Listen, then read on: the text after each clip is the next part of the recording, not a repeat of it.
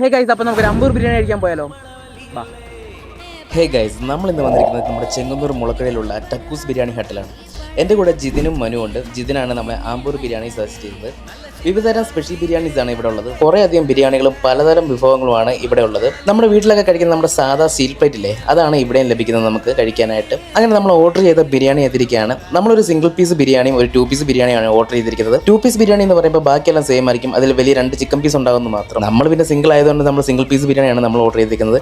പിന്നെ ബിരിയാണി ഏത് ആയിക്കോട്ടെ കേട്ടോ, മുട്ട എനിക്ക് മസ്റ്റാണ്. മുട്ടയില്ലാത്തൊരു പരിപാടിയില്ല, അതൊരു വേറെ ലെവലും ഒരു ഹരവുമാണ്. പിന്നെ ബിരിയാണി പറ്റി പറയുകയാണെങ്കിൽ നമ്മുടെ നോർത്ത് തമിഴ്നാട്ടിലെ തിരുപ്പത്തൂർ ജില്ലയിലെ ആമ്പൂർ എന്ന സ്ഥലത്തെ ഫേമസ് ബിരിയാണിയാണ് നമ്മുടെ ആമ്പൂർ ബിരിയാണി.